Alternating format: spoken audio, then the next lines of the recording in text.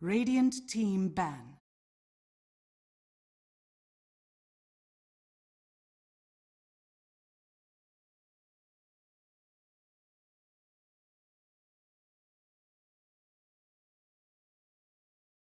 Ten seconds remaining. 5 seconds remaining. Navi's turn to ban.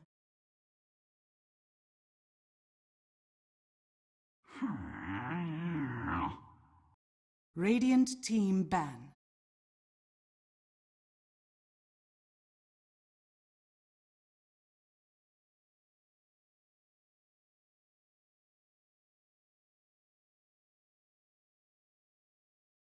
Ten seconds remaining. I guess for most of you, it's probably good afternoon for you Navi's Europeans, or turn to for ban. my gods, good evening. Gods, most important Radiant question team of the day. pick. Did you get your tea before we managed to get that before we started this series?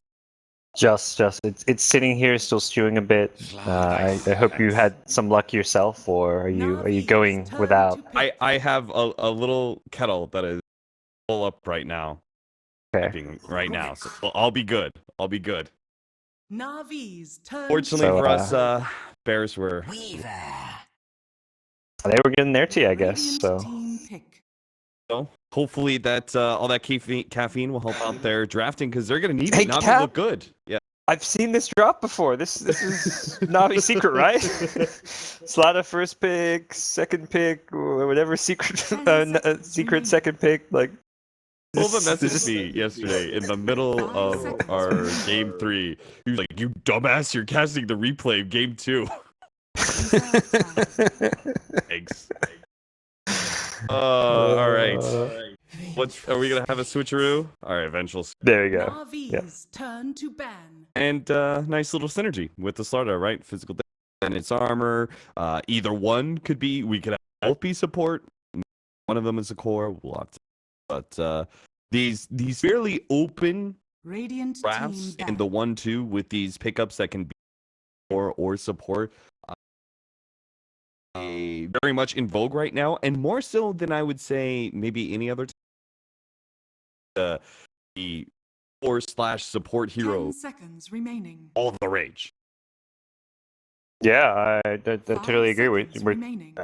Over the course of like the last couple months on this new patch, it seems that we are going to just keep seeing it more and more. As far as Bears go with their draft, I guess they're still a team that we're to necessarily know what kind of patterns they're going to be going for, since obviously this is their first big appearance and showing in DAC.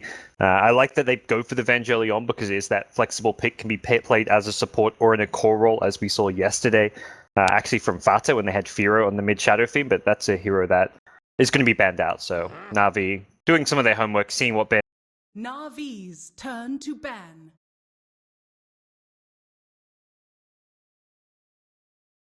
Series, knowing that we had that best of 3 of Bears and they shut down Ad Venom. It was close, 2 games that were pretty close, but in the end Bears did manage to try and both of them, while Na'Vi have been seemingly steadily growing as a seconds remaining. Secret and a best of 3 favor one of these two upper bracket. Ooh, very close. I'd give like maybe a tiny edge to Bears just based on the way they won. And the performance of the team they beat. I feel like Ad Venom had a pretty good showing in both those games, but just Bears were just always ahead of them and made some really nice moves. For Secret, I don't feel like it was the same Secret we saw in the style ladder qualifiers.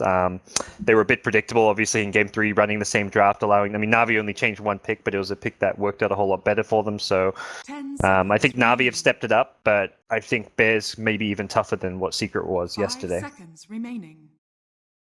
But one notable thing is Na'Vi facing up against a team Secret that did not at their strong Bears. I mean, only one performance, but it was a damn good one.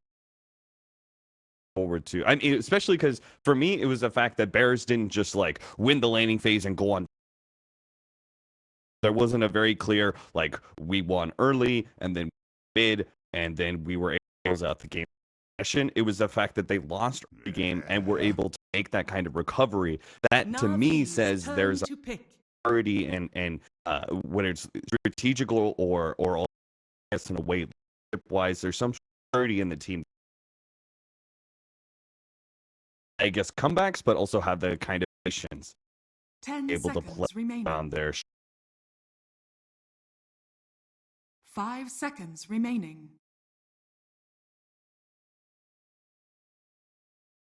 Reserve time.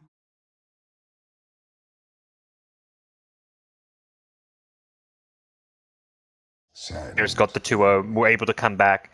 They're Radiant definitely team pick. appearing to be a true force in this European qualifier. But I mean, Na'Vi, they are definitely on the rise as far as last couple of weeks go with this new roster. So we'll see what PyCat has in store.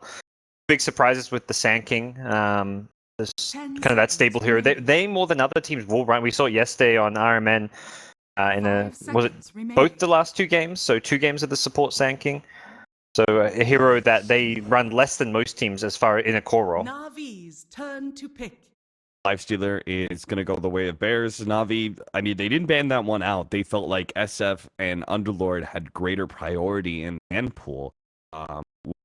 Surprising to me, just because Starter Lifestealer is such a 10 seconds remaining. and then more minus armor potentially with eventual 5 seconds remaining. So this is going to be a formidable combination.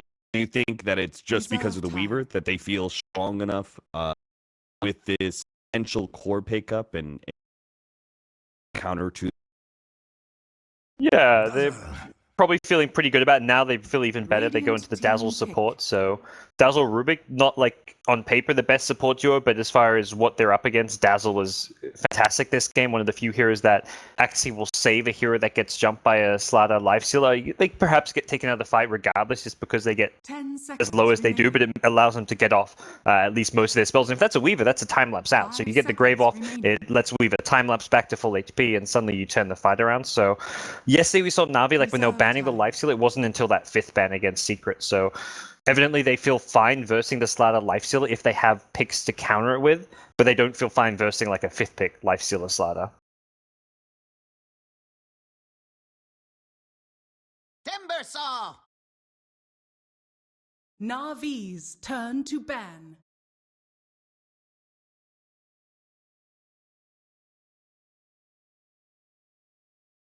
I'm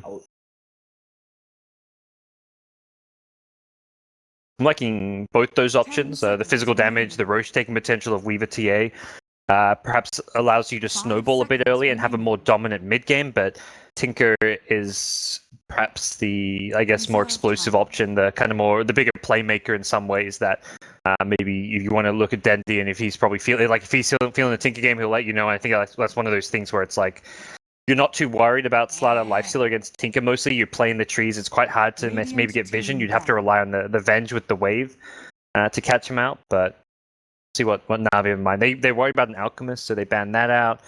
I'm not sure too much what that says. It does definitely maybe suggest that Na'Vi want to kind of focus more on being able to take mid-game objectives and they are a bit worried about some of those high ground defenders. 5 seconds remaining.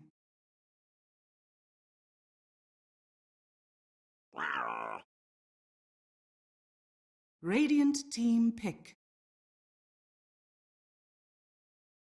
Queen of Pain. They're going to go for a very aggressive option. They do ban away the Tinker and going to go for the Queen of Pain for themselves. Their vehicle potentially for the Lifestealer. So we won't be as worried about this Slardar's, the support Slardar's Blink Dagger timing, which I think is a bit of a relief in some ways. And then we also have this very aggressive tempo control. 5 seconds remaining. Yeah. Are you worried it's at all too greedy? Like with the Timbersaw as well and like the offlane role, they've got 3 cores that all want like a good amount of farm.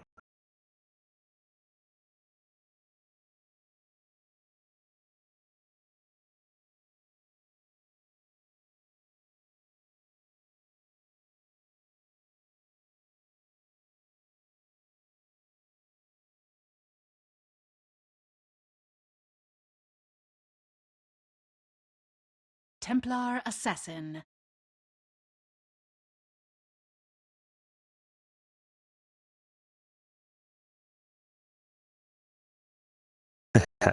Yeah. the Tinker for themselves, but they will go Templar Assassin mid against a Queen Bears, I'm sure. Yeah, perhaps with the matchup against Quap, Dandy would have preferred the Tinker. He is one of those players that is he's more matchup driven than a lot of other mid players, where he really likes to be put in a position to win his mid lane. The old Navi used to always give him like even 2v1 lanes with Sanico to just make sure he wins his lane. So perhaps it would have been the preference, but TA to me looks like the better like overall strategic pick. What it brings to the table as far as being another good hero to fight into the Lifestealer. You've got great physical damage, something Lifestealer doesn't fight well into. You've got good Roche control. It's a hero that takes objectives better than the Tinker, so I like the pick overall for that. Remaining. Does mean we are going to have a very intense clash going that 50-minute mark.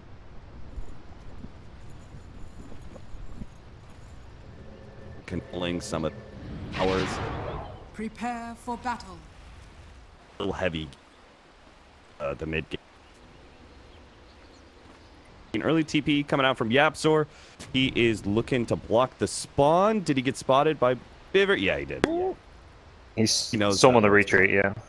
That was 4 insta TPs. I was like, as soon as I load in, I see like 4 little glowing lights on my map, and I'm just like, holy crap, that's a big investment. But I mean, TP is 50 gold. If you scout out a ward, it pays for itself. If you prevent a ward, it pays for itself. So both teams not too concerned about chewing through a tiny bit of their economy early on. First kind of ward. Meanwhile, the bottom lane, we have a nice aggressive evening ward placed out by Bears. We also have a 30 seconds to battle. Spirit and maybe Bardar. See what their game plan is, because they are going to be faced up against a Sand King off lane in general. By RMN playing it 2 times yesterday. Regular old initiating off lanes. I feel like his Blink Dagger timing is going to be more important than most, because they don't have a backup plan when it comes to initiation, whereas Bears, they at least have the Quap Blink with the life. So it's begins. a Blink Dagger. Yeah. They've got the vehicle regardless of the blink, but I do worry, like, can Lifesteal actually get the farm to go for those early rotations? Like, how good of an armlet timing is he realistically going to get against a Sand King Dazzle lane? This is actually, I remember the old art style Navi, they were the first team to really prioritize Sand King as a core offlaner, and they were often doing it in this dual lane setup with the Dazzle lane. You get a caustic, you prep for a caustic, you hit a burrow strike into a shadow wave on top of a creep wave. You're doing a massive amount of burst damage that often safe lane carries are just not ready for. Melee safe lane carries have it even worse. So this is a very potent lane for Na'Vi down bottom. Look at this. This ward's kind of interesting. I think it's to scout when the supports come full and loop around the side to tank Pycat. Have some sort of a Spirit Slardar combination that loops around. That's very common. It's an interesting ward. Obviously, very unlikely. The regular counter ward, just barely off the mark there. Yeah, so recognizing that Pycat's going to be left alone with the Dazzle down bottom, the Rubik trying to secure Dendy's first creep wave or 2, so he's bullying Pycat as far as this first wave or 2 goes, but you're not too concerned about this if you're Navi. You know that lane is going to eventually push out. You're more worried about what's happening now, which is Yapzor doing some of these side pulls. He's going to be able to deny a decent chunk of XP and farm with this little pull up here. Avi are trying to interrupt a similar pull scenario by Bears. General is going to be very happy with stacks if he can actually get in there with that caustic plate. Adam has deemed it worthy, and I think the easy camp pull, back pull is harder to get in there, and General 3 CS.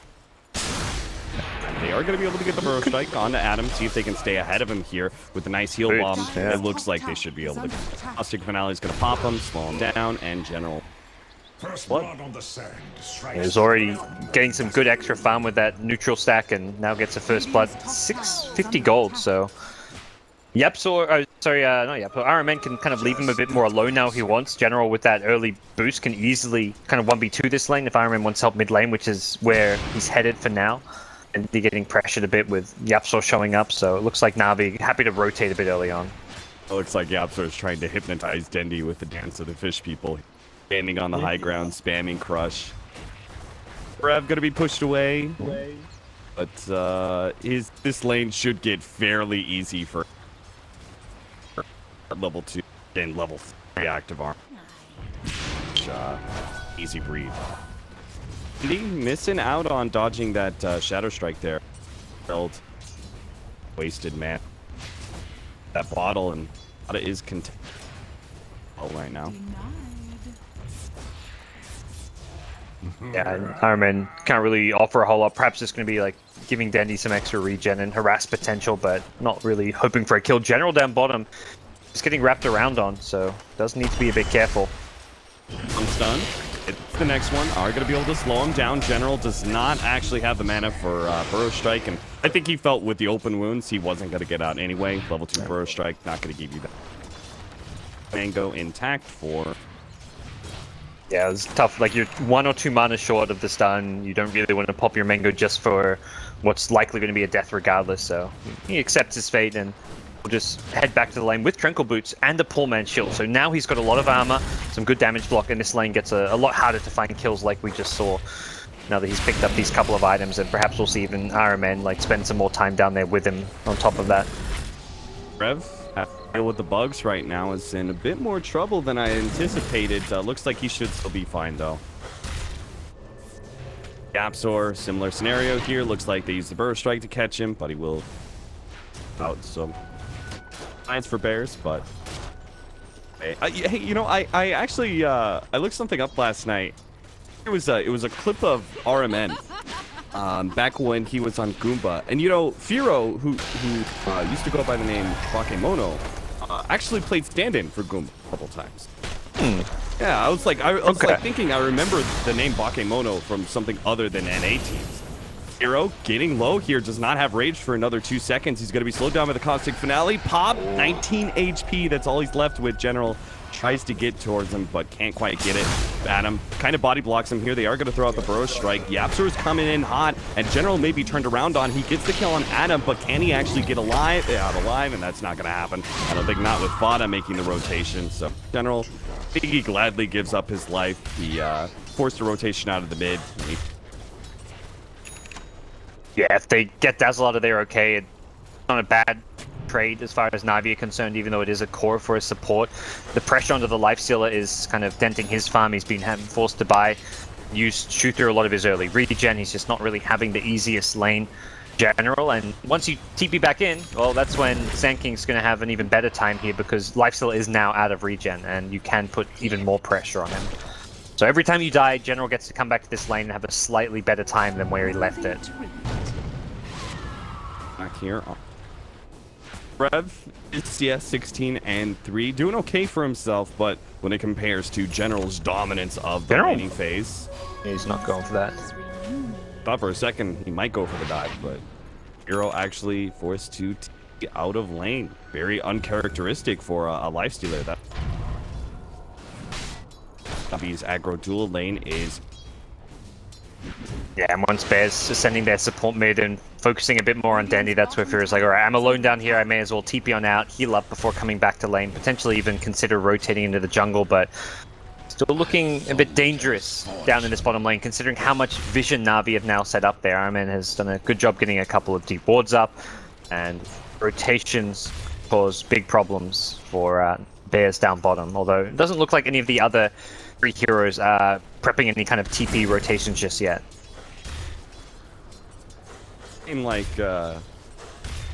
these supports from Bears, they did all right for themselves in the beginning. I think they've just been a tough laning phase. Vengeful Spirits had to deal with the aggro dual lane.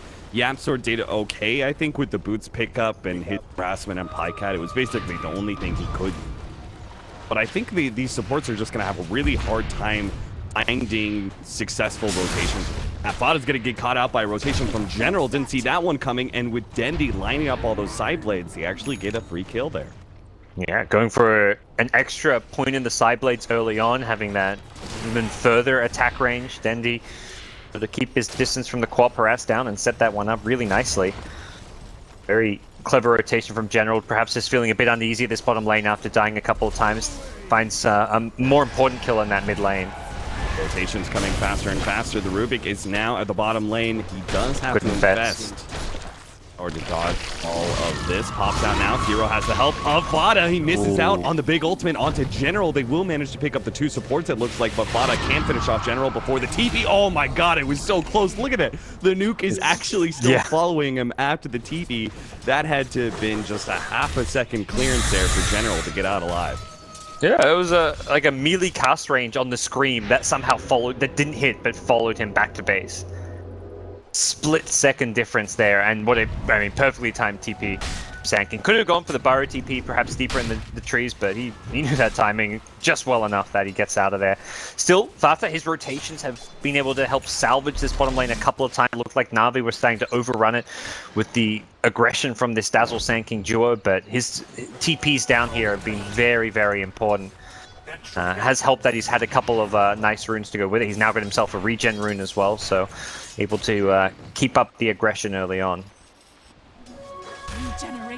General is now the epicenter. I think they're hoping to be able to use this King's intense magic damage to keep Rev in check, but he needs an additional hero, I think, to be able to do this. So, fine, we're actually just playing. Radiant's bottom tower is under attack. And pressure the safe lane tower. Looks like General's even going to just walk himself back to the safety of his tier 2. The safety Forever is going to make him get chased down a bit for it. But the TP in bottom, Forever wants to be able to defend as well. He's already got decent reactive armor stacks, so feels fairly confident. His ability to survive this hero of heroes, that'll be tested though. Going to be able to get back underneath his tier 1 tower. Near the bug, but Na'Vi still want to keep the pressure on him and take the tower as a result. Forev now has to deal with that weave minus armor that's into. Looks like he is just going to hide the tower fall, and Na'Vi aren't going to bother him to take the objective that they wanted. Looks like Firo might be able to take a objective here. Dire's top tower is under attack. A little bit more pressure. Dire's top tower has fallen. Yeah, this time he hasn't got the reactive armor prep, but at the same time, Na'Vi actually they're perhaps setting up to try and go on him with the Rubik still hiding in the trees, but it doesn't seem like that's going to be the case. While that was going on, Na'Vi almost lost General in the mid lane. He was had to burrow into some trees and TP out, but that was a 3-man rotation from Bears to try and kill him off, but that was unsuccessful. It's still overall, to me, looking pretty good for Bears. Like, their 4-position slider is already above 1k gold. He's looking like he should be able to get a decent timing on a Blink Dagger. Lifestealer, despite the pressure down bottom lane, with that tower, is out-farming his counterpart in the Weaver. And 4.6k net worth only behind the TA seems like a decent position for him to be in. So I think all in all, this early game has gone much better than some of the early games yesterday we saw against Adfinem. With that said, Adfinem is normally a much more early game focused team. Definitely true. I wonder if Na'Vi are going to be able to cobble together.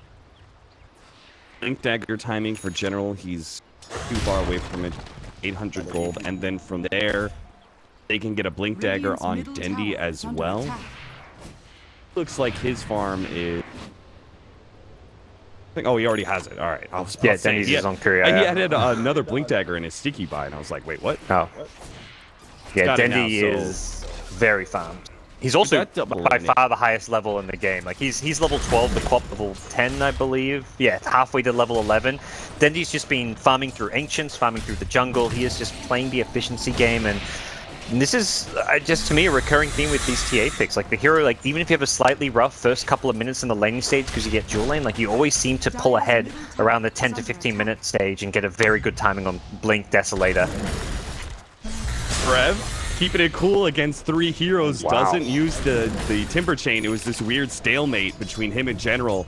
He used the Timber Chain, he would have been hit by a Burrow Strike, so he just walks calmly back, and now he's able to make the turn. Can't quite get the connection on the Rubik. Finally gets it now, but it's dropped a little bit low on HP as a result. Vada sitting in the river, waiting for it. Brad is going to try and bait these heroes into play. Vada jumps forward, managed to get the quick kill on the Pycat before the time-lapse can be used, and now General is forced away by Forev. He does manage to dodge some Shadow Strike. Will run around for the 2-man burrow, but he desperately needs to get out of here. He does have a TP if he can juke his way through this. Forev gets the connection, and they find the kill. That is huge. They shut down that Blink Dagger progression for General.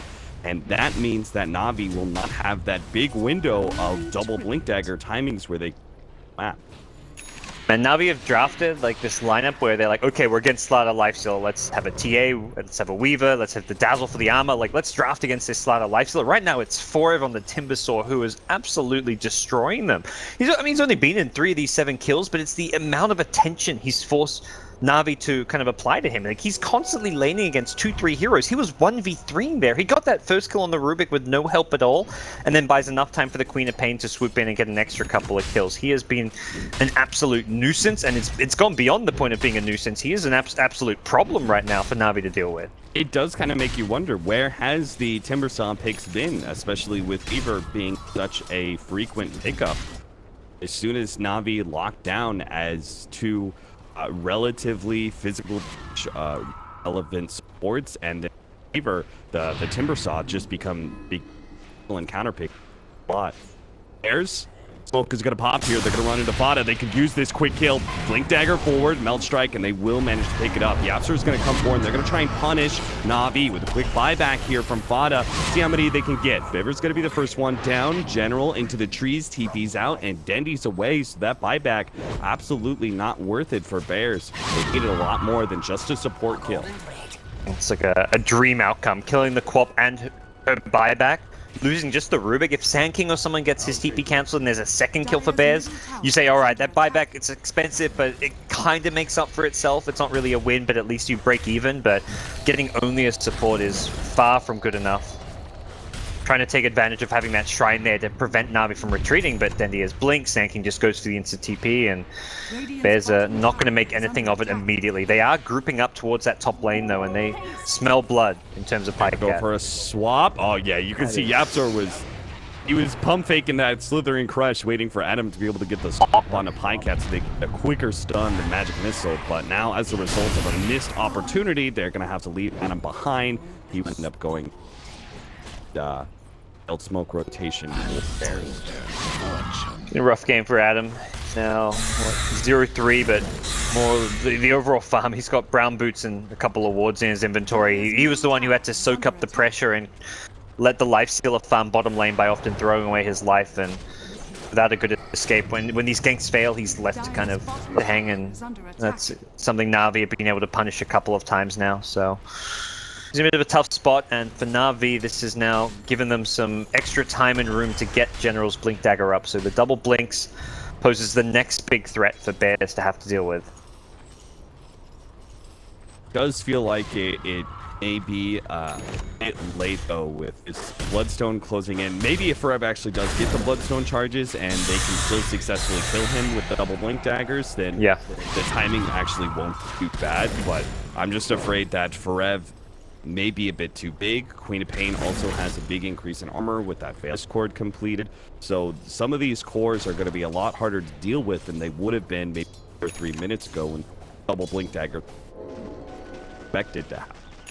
Yeah, I totally agree. Even stuff just like having a range drop on Queen of Pain means that initial Blink Burrow Strike is going to do a bit less damage than you'd normally expect. Queen of Pain, 1300 HP with the Strength Treads is looking fairly tanky, so you don't have to necessarily kill the Timbersaw, but you ideally want to be killing core heroes with these Blink Daggers and a potential smoke from Na'Vi. They're grouping up and posturing as if that's the call. Dendy's got a Deso, so with this they actually, in my mind, they can kill anyone with the Sand King TA Blink if they manage to burst them down without any kind of outside influence, like a swap save or a Slaughter Crush. They can kill a Timbersaw or a Queen of Pain with the Deso, but easier said than done. Oh,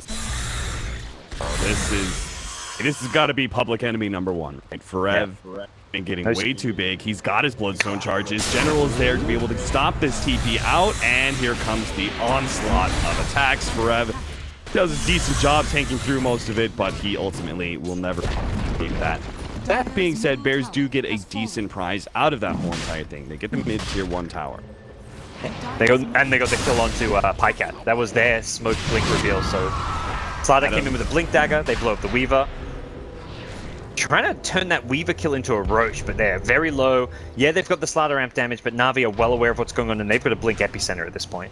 I feel like Adam is playing the role of, you know, a medieval messer.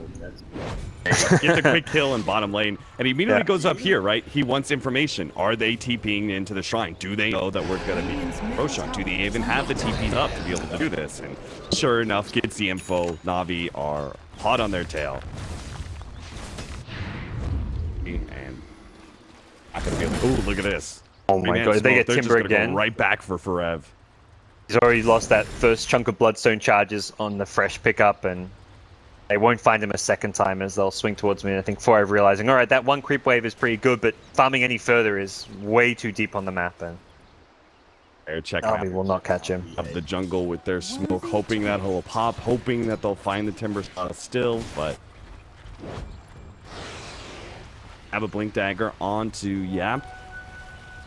Thought they were going to smoke for this one, but they're actually not. Now, there is this defensive ward here from Na'Vi that is going to Pycat some info on the trap that is set up behind Bada. Pycat is actually going to oblige them just a bit with a Shukuchi on through. Napster will come forward and will manage to hit the crush, and they are going to be able to blow up Pycat.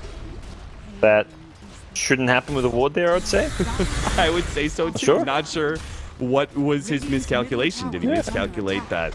Did he not know that the Blink Dagger was up on Yapster? Did he not know the Infest combo was there? Yeah, I probably just forgot about the Infest. Biver, he'll be the first one down. Bears will manage to keep their tier 1 tower barely up. Actually just eye it out with 13 health. Is under attack. Straight to Roshan. Pretty low respawn time, so 10 seconds until the Weaver's back and can throw that swarm, and that vision from the TA traps allows Na'Vi to know instantly when this is going on, but same time, this Roche drops very fast. By the time Weaver respawns and TPs, Roche is going to be effectively dead. That Roshan was going to be high contention here for these Templar Assassin, like great duo to be able to bring down. There's obviously how our Amplify and it's Wave of Bears, so fair enough. Bears putting a high premium on being able to aim that Aegis early on, denying it away from Na'Vi. I'll be able to press confidence.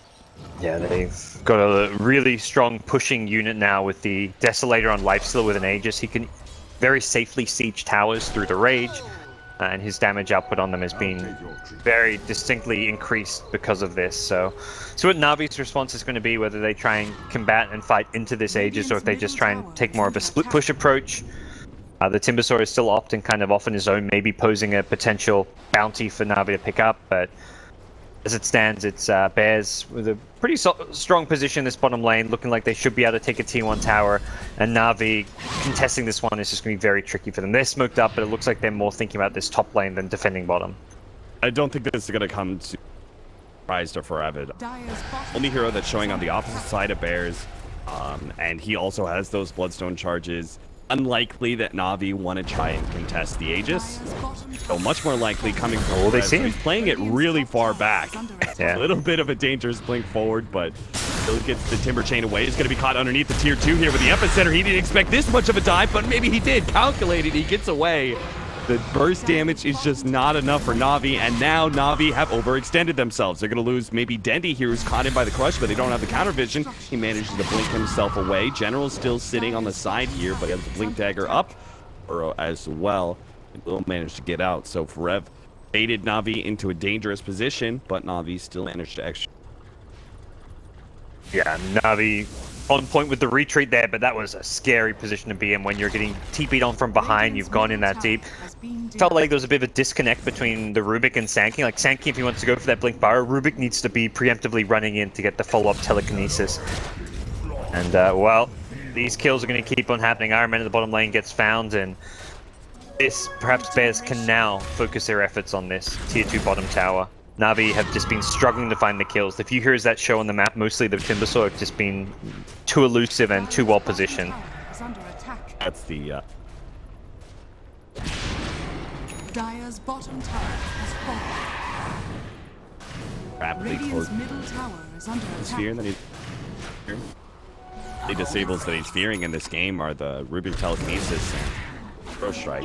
Brev is going to Timber Chain straight into the hands of General. General is holding onto his Bro Strike until the next Timber Chain is attempted, but YapzOr is now here to be able to stun up General, and they easily make mincemeat out of him. Dendi will successfully retreat back, but Bears are hot on their tail. Maybe for another push. The last tier 2 is left in the mid lane. The Bears want to achieve this with these Aegis. I think that objective is pretty much free. Not sure if Na'Vi can actually do much of the test. RMN going to be blown up with Dota once again. Bears are just being very efficient around the map right now. They're not completely 5-manning, they're just going, like often it's like a 4-man push while the Timbersaw is alone defending a lane and pushing it out to prevent Na'Vi taking a tower. And then if Timber gets gone on, Bears rotate to punish the aggression of Na'Vi, and then they leave Quap alone setting up some of these solo kills. They're just moving around the map very well. YapzOr won't find Dendi, but the tier 2 tower you mentioned could be what Bears have their eyes set on now. Pop out, fling forward by Biver. Will then pick up Adam into a 2-man Burrow Strike. This is a decent setup for a kill on 1 maybe, but Biver's also going to lose his life here. Firo eats him alive. They do manage to pop the Shrine. YapzOr gives up on the kill on General. Firo's dropping lower and lower. He has that Aegis, so they're going to have to play around that now. Fereb managed to blow up General on the side. Kind of stuck in the trees here. It's going to need a moment to get out. But Na'Vi will full out retreat with the loss of their big Stabler and General, as well as the Rubik not feeling comfortable pursuing this fight for more. Forever will tank the tower to get some damage in. They may get a little bit worried about this one now that the weave's been applied aggressively onto themselves. That's a good setup for Dendi to perhaps try and defend this one and get aggressive. And that's, put that to the test here. Yeah, good old Timbersaw. See, Blink bots going back for a Yule Scepter now, it looks like. Really good game to go for some armor items now. You're not always going to have those reactive armor stats up at the start of a fight, so having like a Shiver's Guard can really help protect yourself, but the Yules also similarly can be a nice little defensive tool as well for your team. I really like what Fereb is playing. He seems to have just really good reads on what Na'Vi is up to. Like that play, you know, he knew they were coming top lane, and I would say that's many pro players would be able to make that kind of read, but the way he was still able to bait out the rotations, knowing the maximum that Na'Vi could do, playing around that. Rev has aided Na'Vi into so many rotations that have been very unsuccessful. Yeah, he's definitely been the biggest space-making hero on their team. He's been involved in the least kills of his whole team, but feels like more than anyone, he's the one fighting Na'Vi's lineup. Like, he's not normally often getting kills. Sometimes he's just taking up their attention. 2-3 heroes coming his way, and then he survives, gets out of there. But it's this constant pressure and this worry in Na'Vi's mind that they have to address the Timbersaw, or that maybe he's the kill that they can get, but they haven't been able to do so just because of some good play. That Shrine is popped. Dendi just revealed himself with that blink out. At a fresh counter ward laid out by Adam, aiding his team out. But I don't know, with the Aegis down, maybe Na'Vi can actually take a full engage. Still kind of hesitant, just because.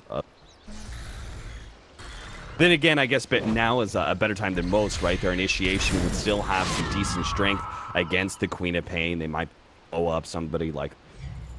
Well, they wait for some of these other. Their initiation is going to lose a fight. And I mean, Fatas Lincoln's now completed. This is going to make both him, Timbersaw, all three of these Bears cores nigh unkillable at this point, assuming they don't get like caught alone against 4 or 5 heroes rotating. Even the supports are going to be fairly tanky gradually. The Slatter's going to have a Solar Crest completed soon. They get Fada right before the Lincolns is there, so the stun is actually out, and Dendi hits that last hit needed to be able to finish off Fada. They get Adam as well. All right, Na'Vi, their choice to initiate is actually just picture perfect there. Right before the 80 seconds cap. That's not really a dieback in the classic sense, but he bought back like 4 or 5 minutes ago, so this respawn time is very long for Fata. Wasn't that like 20 minutes ago or something? Yeah, it was ages. That was like, I feel like that was the early game. That's brutal to suddenly die at like 26 minutes. Like, part of it's also that he's such a high level. He's level 20 on this Queen of Pain, and with that earlier buyback, it's got a long respawn. But it's not something Na'Vi can take advantage of. They just don't feel confident enough to push any more of these outer towers, and they also recognize that there's threats to them in these other side lanes. PyCat gonna jump out and get gone on by Firo and Yapzor. Viver is there to be able to interrupt some of it with the telekinesis, and PyCat gets a full HP revival. Nice two-man burrow strike out from General with Dendi lined up those side attacks. He'll make short work of both of them. And now Furev with a heavy amount of minus armor ticking in on him. I don't think he stands a prayer against this physical damage. Is 4 down from Bears. Na'Vi, they hit back real hard in this very small window. It seems like at 25 minutes, they got the kind of momentum that they needed. And now they're just pushing against Bears time and time again. Yeah, I mean, this is like the time to start winning some of these fights. It felt like Bears were just about to reach a decent power spike with the Lincoln Sphere pickup, and suddenly Na'Vi just find a good couple successful initiations in a row. It's not like they picked up any amazing game-changing item. It's really just been a change in the way they played it, and this fast Roshan respawn plays to their advantage. They're going to perhaps take this before Bears can react. And they counter Adam's ward as well. Looking kind of grim from Bears, which, as you said, like, I thought they were going to reach a really big power spike and they were going to be kind of unstoppable with all 3 of their cores having so much. And PyCat, I think that is one of the notable things I want to talk about was the fact that the Weaver feels a very unsuccessful core in this game because he seems to be so slow. But after those couple of fights, he's finished off his Diffusal Blade, and finally we do have a real damage item and real impact from Weaver engagements. Yeah, I think that's the big difference maker, where suddenly Weaver is going to be able to dish out damage, but also chase. This Diffusal build means the slider can't just like quickly sprint, like crush and sprint away, and the ability to not get kited and keep your opponents in place is going to make a big difference for PyCat and his damage output. So Na'Vi, with Aegis in hand, can start to threaten to do what Bears were looking to do, which is take all these outer towers, take map control, and take some of these shrines. Suddenly this game gets blown wide open. It was an almost 8,000 gold lead turned to 0 based on those couple of fights in a row. Na'Vi just finding a big opening and completely getting them. Found another opening, rapidly rotating into their shrine. Remember when we were talking about with that Aegis, you know, Bears finishing up that last tier 2 and opening up shrines and stuff, and they were so close to obtaining total map control, but now Na'Vi has held on long enough. They're beginning to reach sort of a mid-game stride for both their Templar Assassin and their Weaver. TA is beginning to max out here, or I shouldn't say max out, but I think this is one of her biggest power spikes, right? When you've got Linked SO and you've got that crit, your burst damage has reached probably its highest point of the best opportunity to one-shot people. Whoever will. Yeah, I mean, good news for Firo is he gets his Assault Crest at the same time the data list comes out, but I mean, you could say it the other way, like, well, now there's this armor item up, but now Dendi's got a big amount of burst damage, so he can kind of try and overpower Firo despite this new armor pickup. So, going to be very tough for Bears to stay alive against Dendi's TA. They have just about completed the Solar Crest, so if they can use that aggressively on Dendi, he hasn't got an MKB to get rid of it, which makes life a little bit easier, but even so, like, that's relying on your slider to like not get caught out and burst down very early on in the fight. Yapzor himself is fairly squishy. Doesn't have the mobility of a 4-staff, doesn't have anything outside of the Blink Dagger that really offers him survivability if he's using that Solar Crest on someone else other than himself. Bears are trying for a lot of split opportunity. Dota has very frequently pushed waves into tier 3 towers. Firo even feeling ballsy enough to get a couple of swipes there. Tier 3 itself. They are going to go for a TP back here. Half on a shrine. Dota is the bait here onto the tier 2 tower. RMN briefly shows himself as a little bit of a dare for Bears to go on him, but he out nonetheless. And Bears able to make any sort of keep trying it. Split push and then rotation back. See if they can catch Na'Vi in the they can get these 1 or 2 pickoffs instead of trying to fight them head on. Yeah, Bears are unable to really utilize this slider lifestealer duo. It's felt this game. They've had 1 or 2 nice pickoffs that have maybe led to a tower, but it's felt like at this key mid to late game stage, they haven't found that like game-breaking pick where it's like, okay, they killed a core, there's another Roshan, there's the 2 tower, there's your shrines down. Like, they've really slowed down, and a lot of that is a testament to Na'Vi's vision and defensive play. Ooh, that was an aggressive blink, but it's going to be okay up here. The general can still route them here inside the Radiant jungle. He stalls for a moment, and that's going to lose him an opportunity on Yapzor, it looks like. Adam may still be the opportunity. Jump forward. Dendi has the burst damage necessary.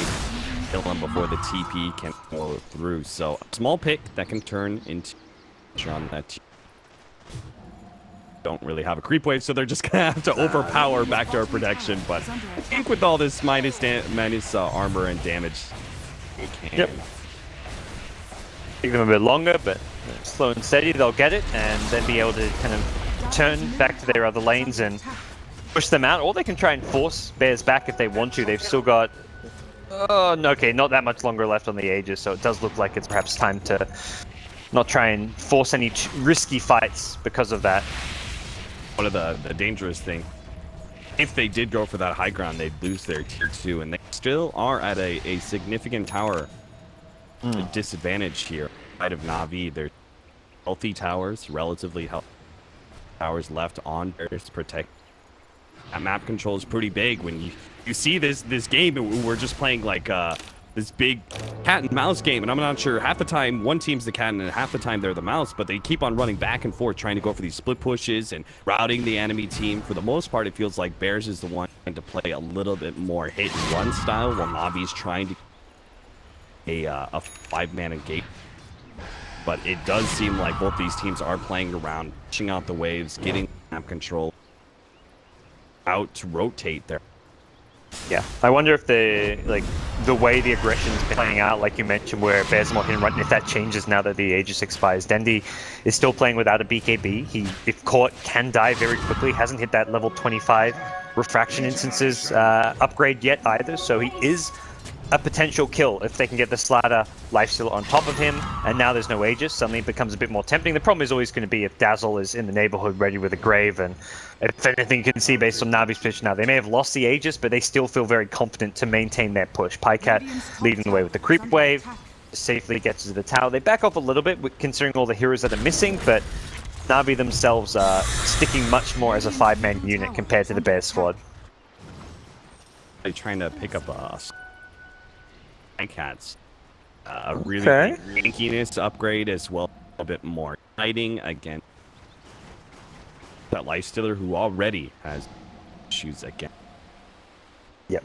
Yeah, HP and armor great against Slider, lifestealer, and as far as survivability goes for a Weaver, this is one of the better items, and then like hiding is always going to be great. But there's the duo, the Slider lifestealer pop out, get a quick kill. Themselves out of there. Timbersaw even showing up to make sure everything went swimmingly with his TP in, but ended up being a straightforward pick off. It's always funny that it's Iron Man. Like we saw it yesterday with the Sand King, where it felt a bit more fitting. Dazzle perhaps less the hero to be off farming a lane alone. You're not really able to escape those situations.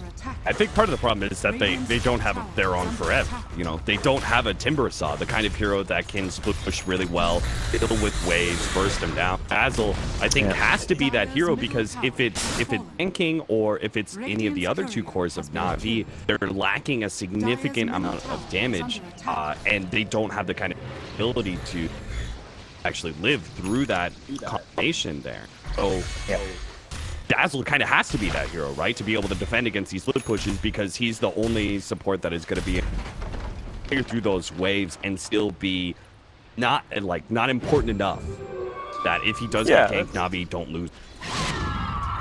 I think that's a really good point, because the Sand King they do have again is General, but he's the initiator. For Bears, Timbersaw is not really. They've got the initiation and the Slider lifestealer, and their hero who's clearing out the waves has boots to travel. So there's that extra, not just wave clear from a hero you don't need, but also that mobility where he can then TP into the fight, has a blink dagger on top of it. So it's a lot easier for Bears to kind of move around the map, whereas Na'Vi are kind of forced to stick a bit more. And then when they do defend the lane with one hero against split push, that's where these kill opportunities will present themselves. And Bears have been really on point at taking advantage of that. But Na'Vi can secure themselves another Roshan, get the lanes pushed out in a pretty decent place. It will set them up to go for a pretty big push. But as it stands, there's a playing keep away.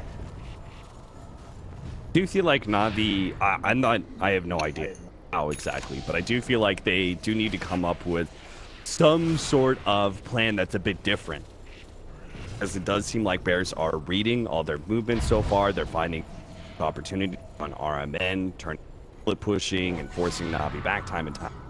I do kind of feel like Na'Vi to try do some sort of smoke rotation, do some sort of bait out. Maybe they'd let RMN bait out a Slardar rotation or something, or maybe they just wait for Bada to be out of position. They actually catch him with the telekinesis right before the blink, pull back there, but now the blade mail is activated, and they can't actually finish him off. General is instead going to be the target. Bears actually managed to make a turn there as they were all in the off-lane jungle. They're going to be able to find RMN as well. YapzOr actually is going to be slowed down by RMN. Good Force Staff over the trees. He tries to go for the shallow grave TP out, but there is a Yule Scepter there. That being said, he did his job. He stopped YapzOr and this Lifestealer Slardar combination from pursuing for more with that Poison Touch. He managed to stop them from pursuing onto Dendi. Bottom lane though now. Oh, they're not done. Ooh, that's brutal. I thought he was going to get out. Borav at top is a bit alone here, but looking like he should be able to hold his own against Dendi with all the armor. And that mid engagement was just so rough because Blink was used towards the mid lane but for Fada to farm, and Sandking's like, alright, I can initiate in. He actually forced he tried to use the Force Staff to break the Lincoln so that he could stun the Quap, but at the same time that he used the Force Staff, Rubik actually broke the Lincolns for him. So what ended up happening is he forced the Quap and missed the Burrow Strike because of his own Force Staff. It was like one of the most unfortunate timing of events from Na'Vi possible. And Bears get a couple of kills, they get an Aegis now, and suddenly they're back well in the driver's seat. He pops a refraction, will manage to get the blink out because of... Now it's Bears' turn. They're going to be able to corral all the lanes for Rev, making sure to push out bottom, not giving Na'Vi any opportunity. Flip push and force Bears' eye backwards. With this Aegis, they're going to take the rest of the shrines and presumably go for a high ground push. Na'Vi do have some okay high ground defense though in the form of General and Ice combo.